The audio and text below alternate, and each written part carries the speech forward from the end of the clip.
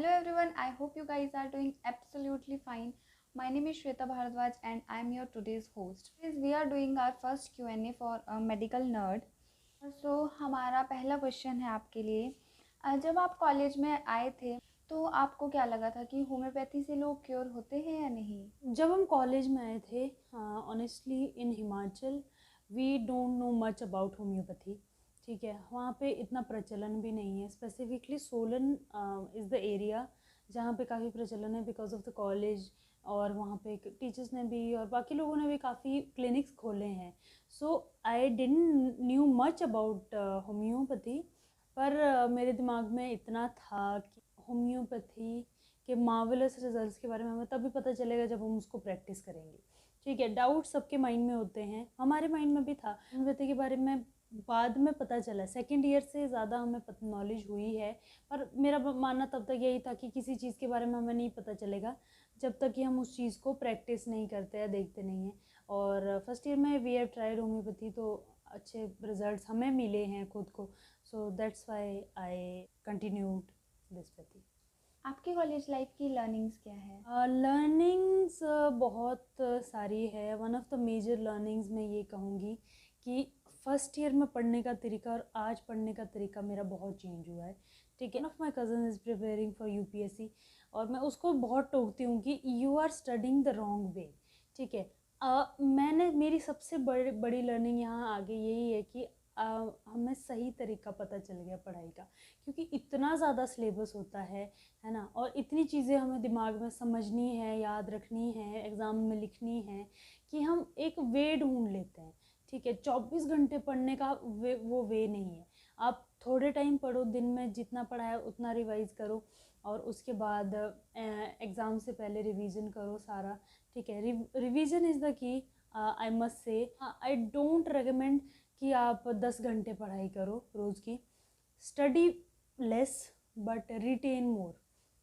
ऐसा पढ़ो जो आपको याद भी रहे। अगर आप 2 पन्ने में पढ़ रहे हो तो वो समझ आनी चाहिए आपको, आपके दिमाग में जानी चाहिए। रट्टा मार के आप 10 बार रिवीजन करके हो सकता है आप 1 साल के लिए याद कर भी लो, उसके बाद कुछ याद नहीं रहेगा। So I think my biggest learning in the college life was how to study the correct way. Your views about SHMCH? I have made so many videos about SHMCH, और वहाँ पे मैंने सारे क्लियर व्यूज़ बताए हैं, है ना। और मुझे अभी भी बहुत लोग पूछते हैं एडमिशन लेना चाहिए नहीं लेना चाहिए, वर्थ इट है। ऑब्वियसली डर लगता है, I can understand that thing. ठीक है, जब आप 1 साल 2 साल ड्रॉप कर चुके होते हो तब ज़्यादा डर होता है कि अभी हम इतना साल ऑलरेडी वेस्ट कर चुके हैं, अब को इतना बड़ा 5.5 साल का कोर्स अगर हम अपना लेते हैं और उसके बाद में हमारा टाइम वेस्ट हो जाता है, तो that will be very disturbing for any guy और एनी गर्ल। ठीक है, बट मुझे अच्छा लगा इसीलिए मैं वहाँ टिकी। I think if you wanna did you practice in homeopathy, then you cannot go wrong with this college. Mistakes you made during college life? One of the biggest mistakes I've made during my college life is, I think, I was least productive in the years जो मेरी बहुत ज़्यादा productive हो सकती थी। मैंने YouTube channel 2018 में बनाया, when I was in first year. I was preparing for my first year exams, और उस टाइम पे यूट्यूब का प्रचलन नहीं था। कोविड के बाद से ये सब बहुत सारे कंटेंट क्रिएटर्स आने लग गए, यूट्यूब पे नहीं, हर जगह पे। अगर मैं उस टाइम पे कंटिन्यू करती और उस टाइम पे मैं रेगुलर रहती, तो मेरे हो सकता है बहुत अच्छे सब्सक्राइबर्स हो जाते, हो सकता है मेरा बहुत अच्छा रेवेन्यू जनरेट हो जाता आज की डेट में। तो आप एक गलती मत करना सिर्फ पढ़ाई, क्योंकि सिर्फ पढ़ाई एक तो होती भी नहीं है। ठीक है, आप इधर उधर की बातें ज़्यादा करते हो कॉलेज लाइफ में।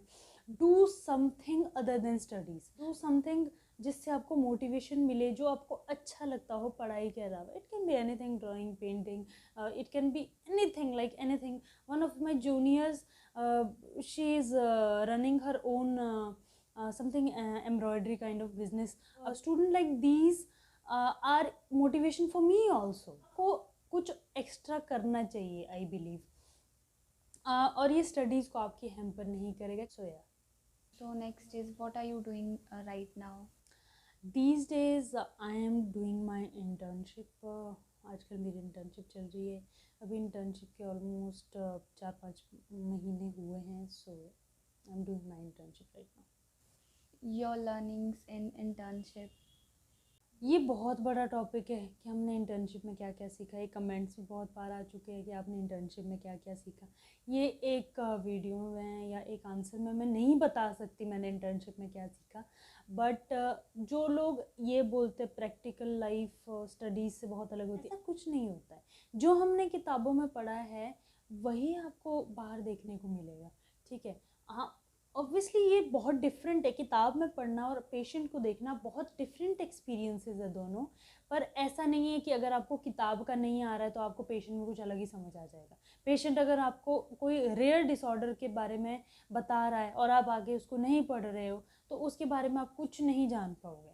ठीक है. क्योंकि उसके सिम्टम्स भी हमें लिखने ज़रूरी है. मेंटल ज़रूरी है पर बंदे के सिम्टम भी तो ज़रूरी है, उसकी स्टेजेस भी तो ज़रूरी है ना. फाइनल स्टेज कैंसर को हम सिर्फ अपनी मेडिसिन से नहीं ट्रीट कर सकते. उसको चाहिए पैलिएशन. उसको हमें पैलिएट करना पड़ेगा, एलोपैथिक पास भेजना पड़ेगा. So our last question is advice for first year students.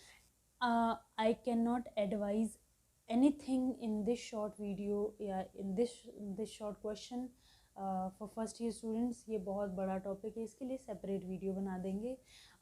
एक एडवाइस अभी है कि अभी शुरू कर रहे हो सच्चे मन से शुरू करो. जितना पढ़ाई कॉलेज में हो रही है उतना घर आके पढ़ो.